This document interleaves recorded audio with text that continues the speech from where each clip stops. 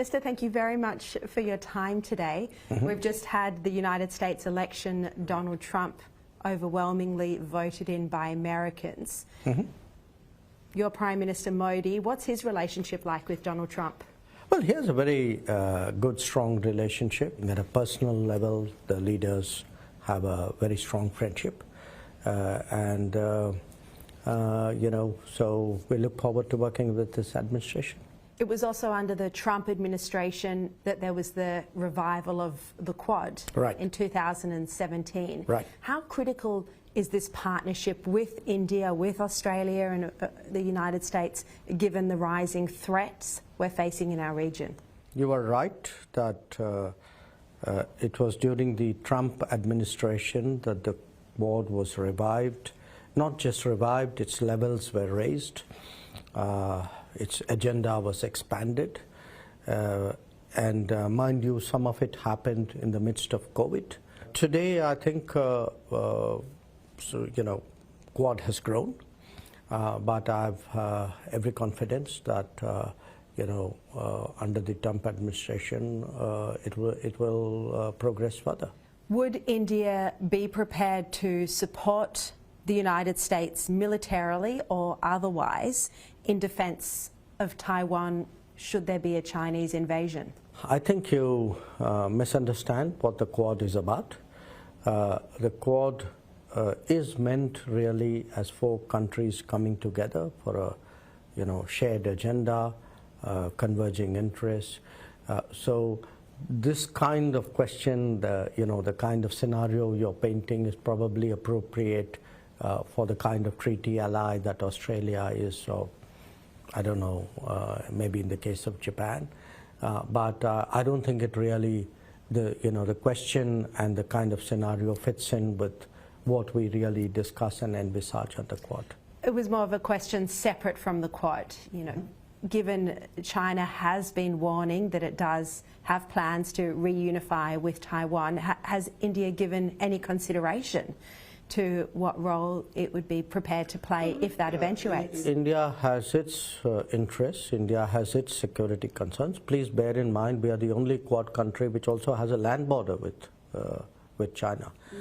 So, you know, I don't think, you know, honestly, this question is warranted given our history and where we're coming from. India is, of course, also part of the BRICS partnership, a member of both. Do you recognise the angst that India's relationship with Russia at times causes Australia? I don't think we have given cause for any angst for this reason. Look, in this day and age, countries don't have exclusive relationship. I mean, if I were to use that logic, I would say, well, so many countries have relationship with Pakistan. I mean, look at the angst that should cause me. Yeah. And let me tell you 2 things here. You know, what India has done and is doing with Russia is actually, in my view, helpful to the international community as a whole. If we had not made the moves we had, let me tell you, the energy markets would have taken a completely different turn and actually would have precipitated a global energy crisis. It would have caused inflation across the world as a consequence. Equally, it is the fact that we have today a good relationship with Russia allows us to be, in a way, a country in between which has the ability to both talk to Russia and to Ukraine and to try to find some intersection in those conversations. And I think the world, including Australia, needs such a country which will help to bring back this conflict back to the conference table. You're right, India has been a very good friend of Ukraine. So what path do you see then as a middle country in stopping Russia's invasion of Ukraine? The way out is to find an ending to this conflict. A negotiated ending? Conflicts rarely end on the battlefield. Mostly they end in a negotiation. So you can see that this one, at some point, is going to head for a negotiation. Do you think Trump will have a big role to play in that? Well, I think the United States is, you know, the world's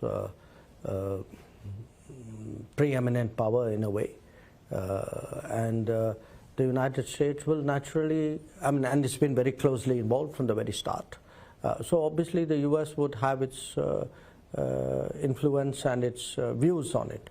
But your earlier question, I do think that it's important for countries who have the access, the comfort, the credibility to engage both Moscow and Kiev, to do that with a view of bringing this conflict to an early end, because we know at some stage it will come to the negotiating table. So if we can hasten that, if we can facilitate that, I would argue that it's in everybody's interest. It's a very pragmatic view of the world, because in Australia, in the United States, in the United Kingdom, there's been a lot of concern over the emerging alliance and the increasing cooperation between China and Russia, North Korea and Iran. You know, the supply of weaponry, for example. Do you think that this emerging axis of evil, as it's called, Russia, China, Iran and North Korea, do you believe this is a growing threat to the world? And do you think Iran's increasing nuclear capabilities will need to be dealt with? You know, this picture that you've painted, I assume that it's your sense that it's grown closer since 2022, after the Ukraine conflict started, right? Yes. That's actually the case why it's in everybody's interest that the sooner the conflict ends, the better. Because the longer the conflict drags out, you know, all sorts of things are going to happen. Not all these things could necessarily be to Australia's advantage or to that of Western countries. So, the more you are concerned about, some of these developments, I think the stronger a case you're making for why we should be more active in the pursuit of a negotiated solution. That's the best contribution I can make. Are you concerned about their increasing cooperation, though? I'm concerned about the fact that more people are getting killed, more, countries in some way or the other are getting involved, and we think that's not good. India has banned TikTok. Yes, we blocked it. Exactly. India has shown that you can be technologically advanced and survive at the same time without a reliance on Chinese technology such as TikTok. Is this a lesson that India can show for the world? Well, look, it's a decision that every country has to make, keeping in mind their sensitivities. And there was a particular context and a particular sensitivity for this decision, because we do, first of all, a medium like this, a lot of things are put out there, many of which accidentally, inadvertently have a certain security sensitivity to it. The second, which is a larger question, is a data-related question.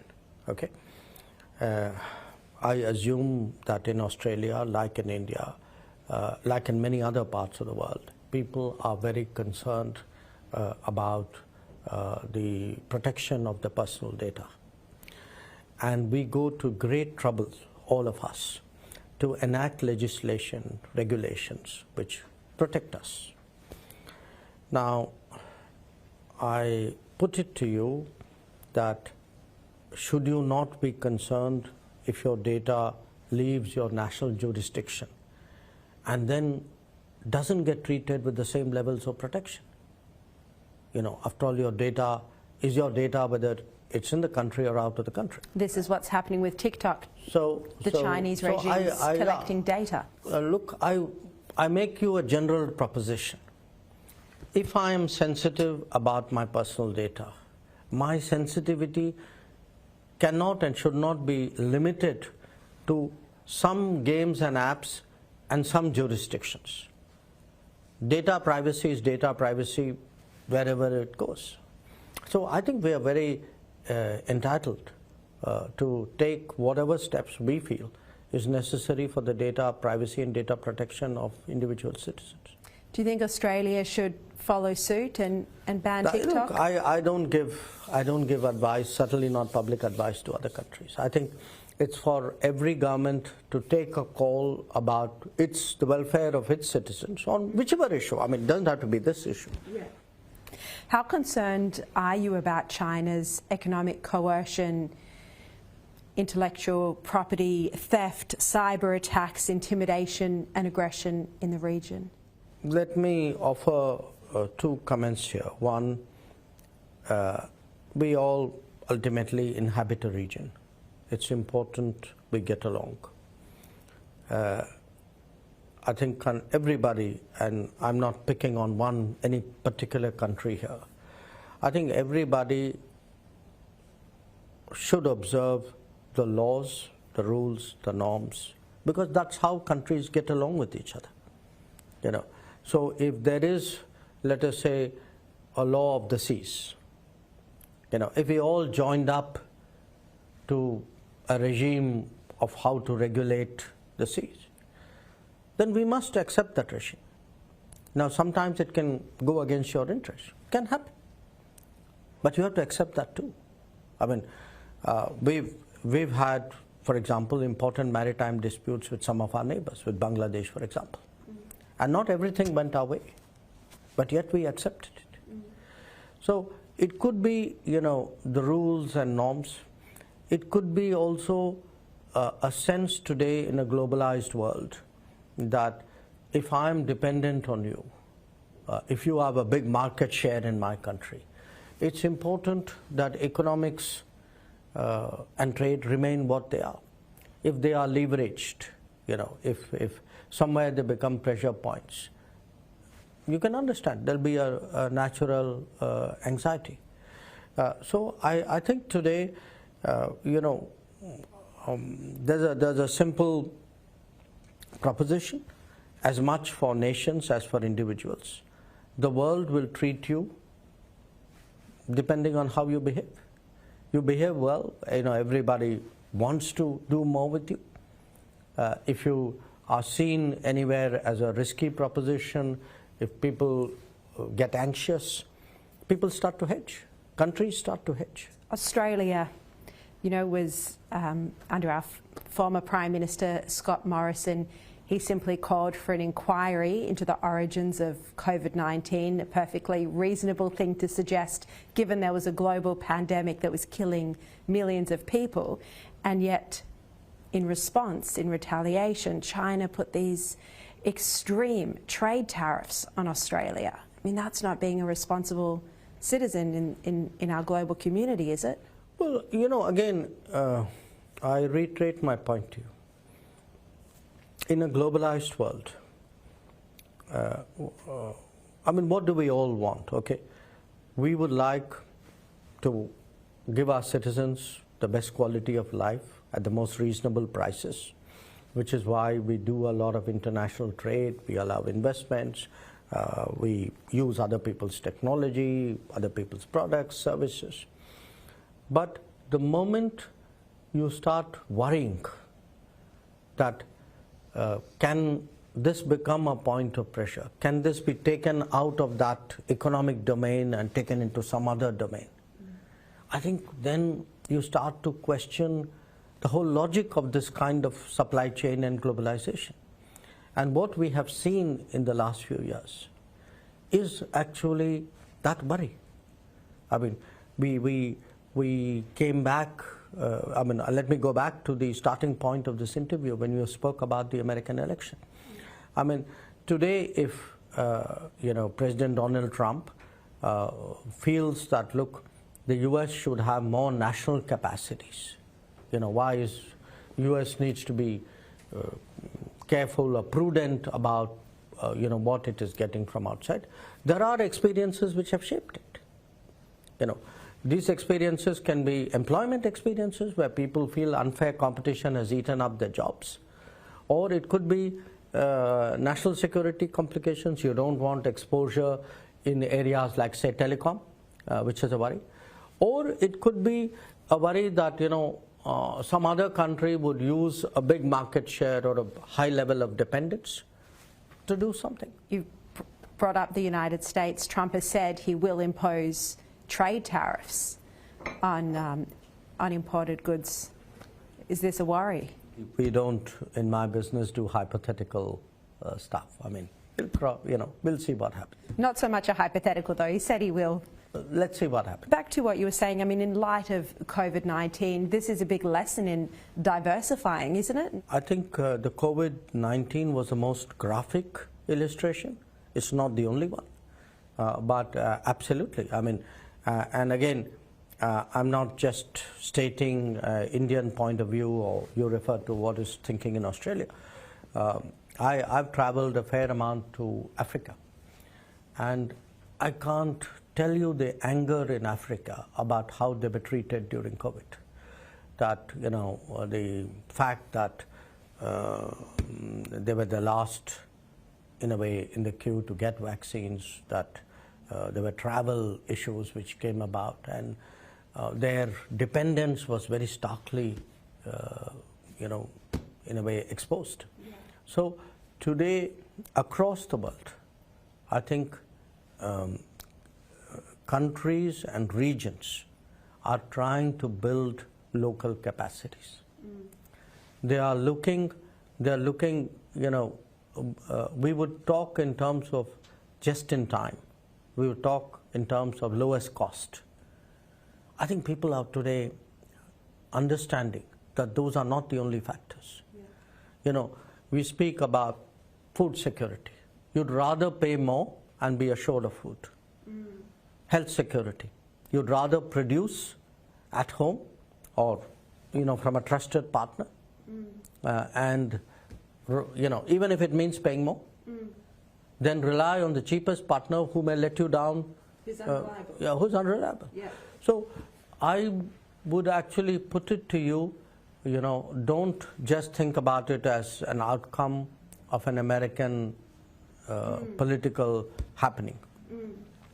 I put it to you that the world is actually headed for a reworking of supply chains, for a much greater kind of emphasis on trusted partners, for much greater sensitivity on anything digital, for a much stronger focus on all the implications of anything technology driven.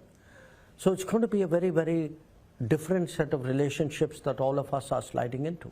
And which is why, for me, the relationship with Australia has so much value, because today we have that trust, we have that sensitivity, we are developing that experience of working together. So there are a lot of things, I'd be comfortable getting out of Australia or doing with Australia, which I may not be with some other countries. This has been a key focus of your trips to Australia. I mean, you've been here so much in the past few years. And just this week, of course, you met with the Prime Minister, Anthony Albanese, and key politicians as well. Why have you dedicated your time to Australia like this? Well, I think Australia deserves it. I mean, look, I'm being serious. My Prime Minister, very, very early on in his tenure, I'm talking 2014, actually one of the first conversations I had with him when he became Prime Minister, he actually asked me, saying, explain to me why our relationship with Australia is still at this level. Why hasn't it grown more? Because we have no problems. We have so much going for us. Why haven't we made that effort? And he answered the question himself by making that effort. So, for 20-something years, we didn't have leadership level visits. Yes, occasionally ministers went up and down, but there was no drive in the relationship. But you see, from 2014, it's changed. And that year we had 2 visits. Tony Abbott went to India, and Prime Minister Modi came to Australia. I think after that, every Prime Minister of Australia has been to India. Yeah. And there have been a few in those years? Yes, a few, yes, indeed. You know, when I felt this is such a you know, under-realized, undervalued relationship that if you commit time and effort to it, it will surely reward you. And that's really what we have seen in this last decade. And I'd be fair, you know, I'd also say my Australian counterparts have also had a similar approach. You know. So whether it's the current foreign minister or the previous one, or you know, some of the other ministers, the Deputy Prime Minister, Defence Minister Richard Marles, Penny, as I said, or Prime Minister Albanese himself, you know, every one of them has put in the effort on their side. Their predecessors did it.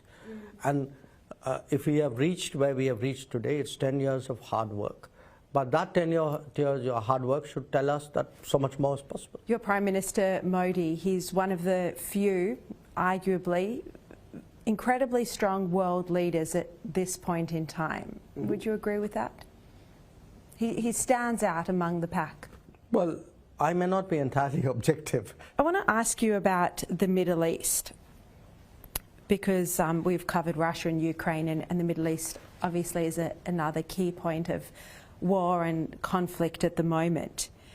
Would India be supporting if the United States was to once again try and have Israel and Saudi Arabia do a normalisation deal as they were close to achieving prior to October 7? Is that relationship something that India would support as a pathway to peace? You know, the Middle East, we call it West Asia, it matters hugely to us. It matters to us because we have about 9 million Indians who live there. It's the source of a very large proportion of our energy. Some of our top 20 trade partners, I'd say probably about 1/3 of them would be in that region. It sits astride our key connectivity corridors. So by every logic, you know, it's hugely important for us. So we're obviously very concerned at what's been happening there. Our effort has been to, in the short term, contain the conflict, mitigate it, cool it down to the extent possible. Right now, a lot of that is is what's happening between Israel and Iran, where we have also tried to help in some ways. So we talk to both sides, and anything thereafter which happens, or which is required, we try to do. In terms of the somewhat longer term issues, I mean, you spoke about the normalization of Israel's relationship with, I mean, you mentioned Saudi Arabia, but there could be others as well. I want to say that we were one of the countries very strongly supportive of the Abraham Accords. So you can see, what our thinking is. We also are very much a part, in fact, one of the drivers of this interesting connectivity initiative called IMEC, India, Middle East, Europe Economic Corridor, which has currently kind of not moved because of the conflict which is underway, but which we know will surely unfold. So there's a lot. I mean, the stakes are big, the challenges are big, but I think our thinking is, look, do what you can to stabilize it short term, to address some of the sharp edges, to encourage countries to forge relationships, then to get them to move beyond that to actually work together. So that would be broadly our approach. Given India supported the Abraham Accords, similar deals with other Arab nations, surely that is the best pathway to peace in the region, isn't it? I think there are many aspects to it, but overall, yes, I mean, in a sense, the more understandings there are, the more there is an acceptance of each other. Yeah. Because unless you begin somewhere, we are actually looking at a vision of countries working together. The starting point of countries working together is some willingness to accept realities and to start dealing with each other. So it's not easy, but it's important, and certainly our interests are very much working with everybody, including the United States, in ensuring that the countries in the Middle East are all able to deal with each other and work with each other. Can the world afford to continue to sit back and watch as nuclear abilities are developed by Tehran? We have a view on nuclear non-proliferation. As you know, again, I spoke earlier about laws and norms and rules. If countries join regimes, sign treaties, the international order requires that they keep their word. And if they don't? Then the international order obviously, sort of reacts to it. So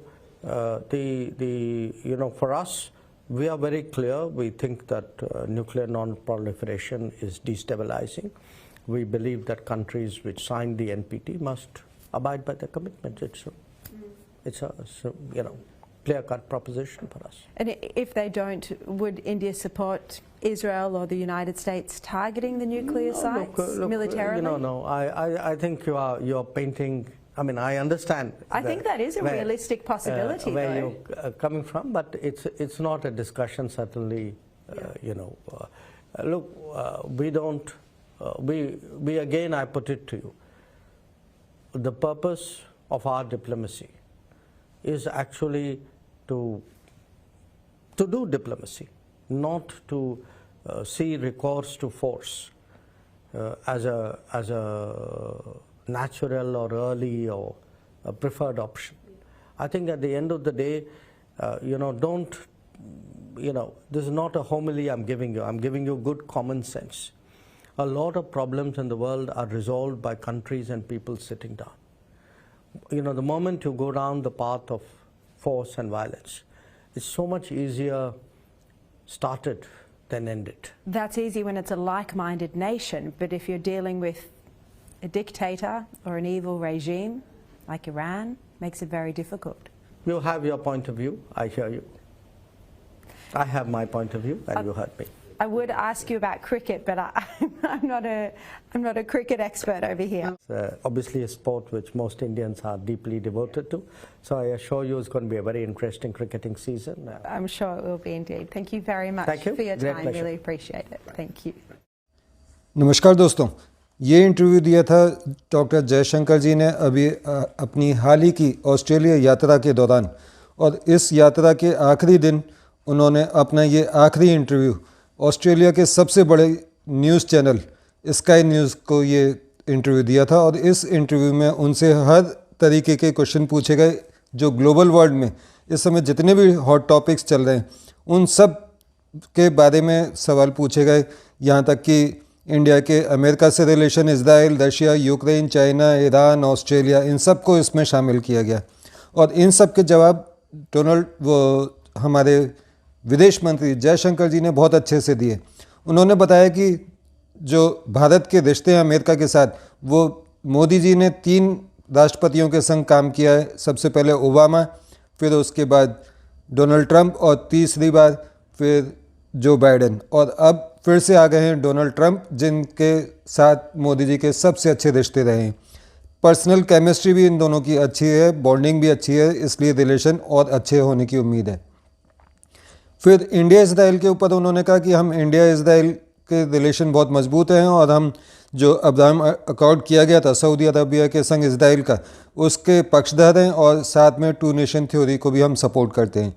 India Russia के ऊपर उन्होंने कहा कि India Russia का बहुत पुराना अलाय है और ट्रस्टवर्थी अलाय है और हम रशिया के साथ बिल्कुल साथ में खड़े हुए हैं, और रशिया ने जो यूक्रेन पर अटैक किया, हम उस अटैक की बजाय बातचीत को चाहते हैं कि बातचीत से ये सारा मुद्दा सुलझ सकता था या सुलझाया जा सकता था या अभी भी सुलझ सकता है, तो हम बातचीत के पक्षधर हैं।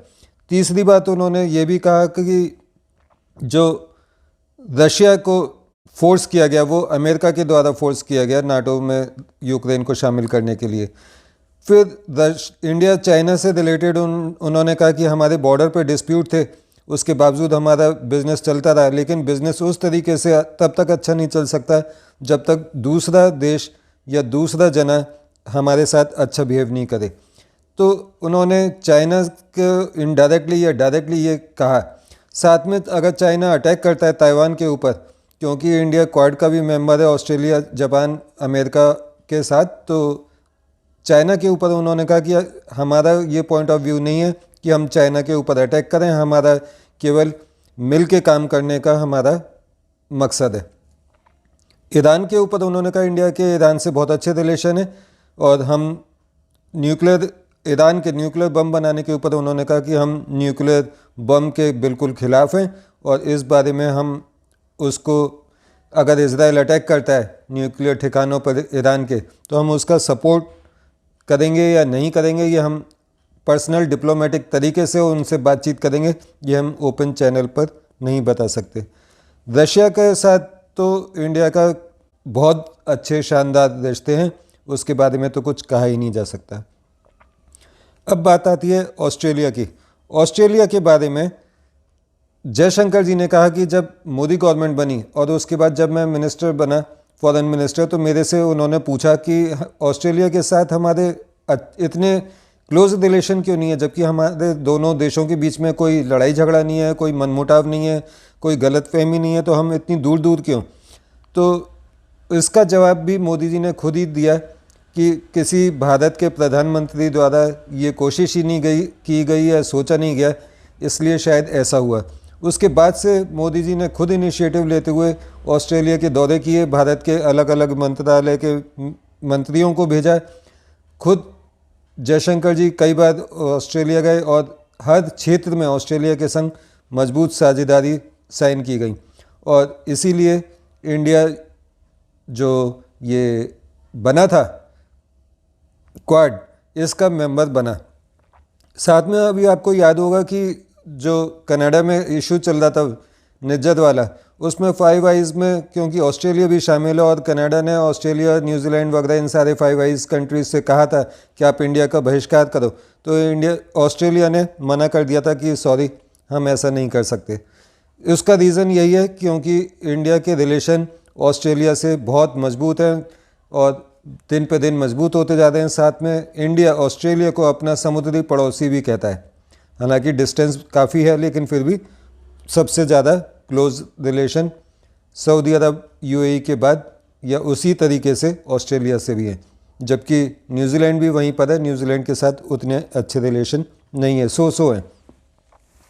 तो ये पूरा सफ़रनामा था, इस मतलब जो मॉरल ऑफ द स्टोरी थी जयशंकर जी के इस इंटरव्यू की, वो मैंने आपको बहुत शॉर्ट में सब कुछ हिंदी में बता दी है। उम्मीद है आपको पसंद आई होगी। अगर पसंद आई हो तो मेरे चैनल को लाइक सब्सक्राइब ज़रूर कीजिए